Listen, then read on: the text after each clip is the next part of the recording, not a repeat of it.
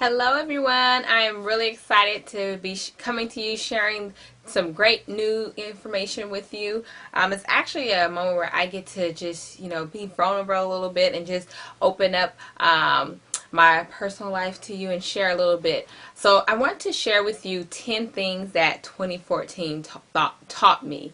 So over the years, over this year, and I just was able to just take some time not too long ago just to think about all that what transpired this year, the highs and the lows, and what can I take away from this year so I can be better for 2015. So I would like to share with you that list.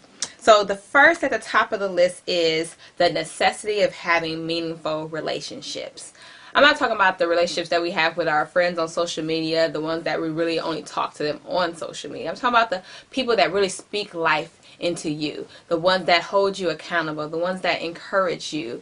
I believe that this year was a stellar year for me because I had some meaningful relationships. I had some women in my corner that were rooting me on. I had some women that were pushing me beyond what I thought I could do by myself, and I had some mentors that saw more in me than I saw in myself. So I believe that that's one of the reasons I had an awesome year, and it also just taught me why I need to have supportive people in my corner, and those people I was also able to pour back into them and encourage them as well. So having meaningful relationships, number one, was something that I learned this year.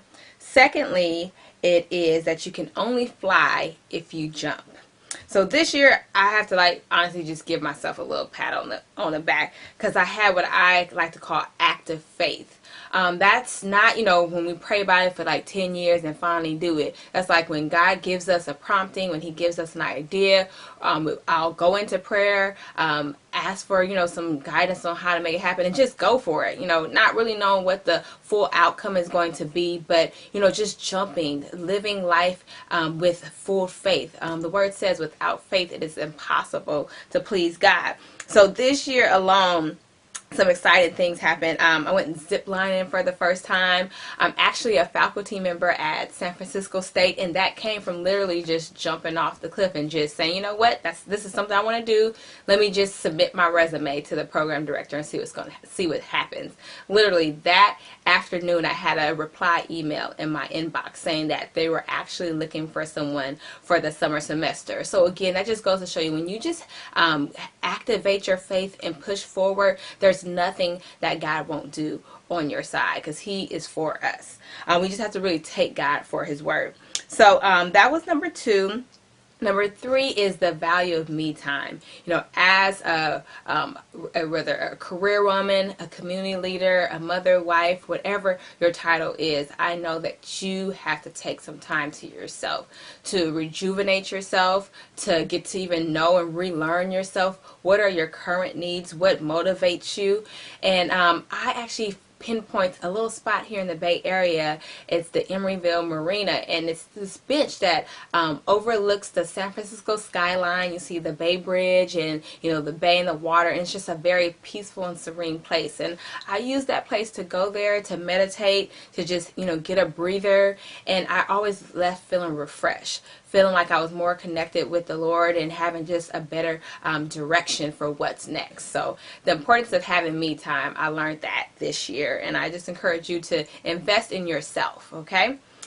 Fourthly, that peg legs do look good in knee-high boots. You heard me, I know. So I'll tell you a story. In high school, it was this one guy in high school that used to always just tease me about my legs. So, I'm a petite girl, kind of skinny and everything. And so I literally never wore not much, I should say, wore dresses or skirts or any of that because I was just very guarded about my legs. And so I saw these boots while I was shopping in San Francisco one day, and they were some knee-high boots, and I was like, oh my gosh, these are killer. I have to get these. And I just envisioned wearing them with a skirt. It was just a cute outfit altogether. I was like, wait, hold on, I can't have my legs out. I don't want to do all that. And I'm saying all this to say that sometimes you have to just break out of those boxes that people have have put you in and live life. Actually, also this year, I just took a extra investment in just up in my fashion game. You know, I followed some stylists and some boutiques on Instagram and just got inspiration, because I'm the type of girl that I don't really like to go shopping. I like to, you know, go into a boutique, see something cute on a mannequin, say, hey, give me that in a size 2. But again, this year I was just very liberated in just, you know, break it out of my shell. So that's something I learned about myself.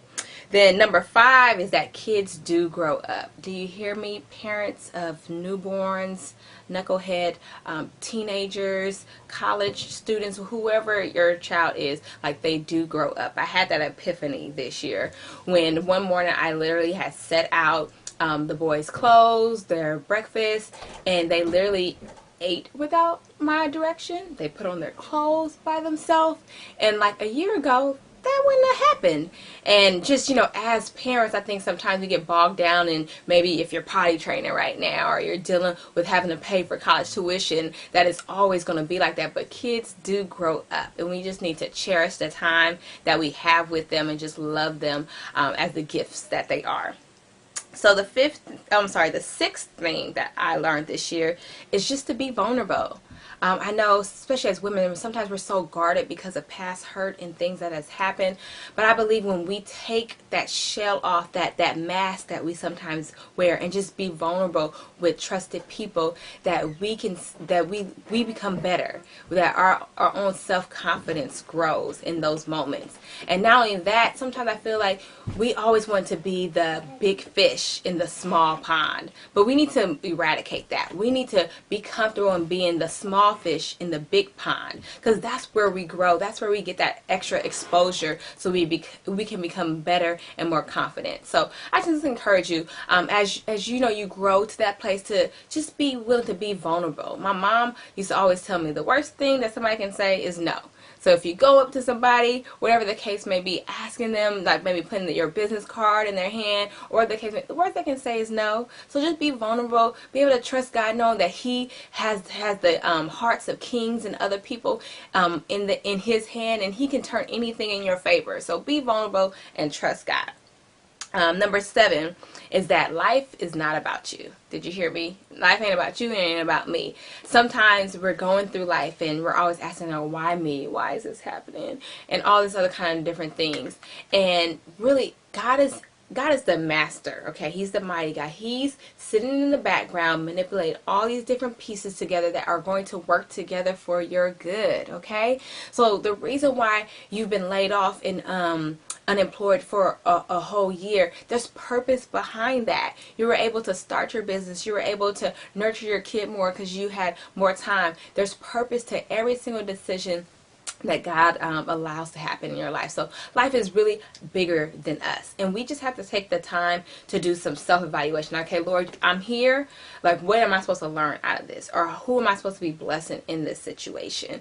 So again, life is bigger than us, and that's something that I learned this year. The reason why God had me pushing forward and actually speaking publicly for the first time, even though it was not necessarily a fear, but something I wasn't totally comfortable with doing. I had to be vulnerable. What I spoke was able to bless other women, and I was just so excited that, again, I was able to be used in His whole master plan. So the things that God sometimes puts in your heart, the things that happen, it's always bigger than us, and we're only able to see that once we are on the other side of it. So continue to go through, knowing that it's purpose in whatever you are experiencing right now. So that's number 7. Then number 8 is every answer cannot be solved by Googling it. I know. We got Google at our disposal all the time. Whatever question that comes to mind. How many ounces is in a gallon? You know, what time is the sun setting on January 15th? We always are so quick to Google it. And some things in life are just not going to be, we're not going to be able to Google it. We need to just go ahead and just fall on our knees and just call out to the Lord and ask for His direction, for His answer. You know, that guy that you're dating, like, is he the one? Sometimes you don't even need to even ask him because you really know that he's not. Or whatever the case may be. But as quick as we run to Google to search something, we need to be that quick to run to the Lord with whatever worry, with whatever anxiety we may have, because you will find your answer there. So that's something, again, that I even have to learn too. Like, okay, what decisions do I need to make? Should I, invest here? Should I move now? Like that, Google's not going to answer that. When you go to the Lord, I know He will answer you. Okay. So that's something that was the 8th thing that I learned this year. So the 9th thing is that it's a waste of time questioning God. Now, I know everybody might not agree with that. There might be some conversation that we can have on that. But again, this is what I learned in 2014. So I learned just not to question God. Not because I don't have the right to or anything. Just because if I look back over my life, there's a track record that God has with me. He has continually been faithful. He has continually worked everything out for my good. So I'm to the point personally in my walk with Him, well, I don't have to question Him. Because I know even though this situation might hurt, even though it may not make sense to me, I know He's going to work it out for my good. And so I just think that's a place that we grow in our relationship with Him. And I encourage you to just continue to just grow in your relationship with Him. And you will see His handprint on every part of your life. And you'll get to a point where, you know what, Lord, you got that. Why is she talking crazy about me? I don't even know, but you got that. The reason why, maybe I'm now being transferred into a new department, you have that. So for me, I'm questioning God. I know, Lord, you got this. Okay. So in the 10th and final thing that I learned this year is, it's actually a quote from Dr. King, and it says, "If you haven't found a reason to die, you aren't fit to live." And I always used to hear this quote and take it from a literal perspective. Because, there's like maybe 3 things that I would really die for. But I kind of just took a moment to just really turn it around and just saying die. Not necessarily physically dying, but sometimes we just have to die to ourselves for other things to live. We might have to die to our own spending habits if we really want debt freedom. We might have to die to our own, maybe get our hair done every 2 weeks so our child can have money for a tutor so they can live. So you see that there's different ways that we can die to ourselves so other things can live. And for me, having children, having a grown family, being in ministry, there's a lot of things that I've had to die to so these other places in my life can live. So that is the final thing that I learned this year. I look forward to really just taking hold of those things so I can be better for next year. And I encourage you to, take some time to review 2014. What are some things that you learned? Feel free to leave a comment below, and I'm sure what our exchange will inspire each other. So I want to wish you all a happy new year, and I pray that you have a prosperous year, a year that God just really blows your mind, that you commit to just live for Him just a little bit harder and just watch Him meet you at your every point of need. So have a happy new year, and I was so happy that I was able to share this with you. Peace out.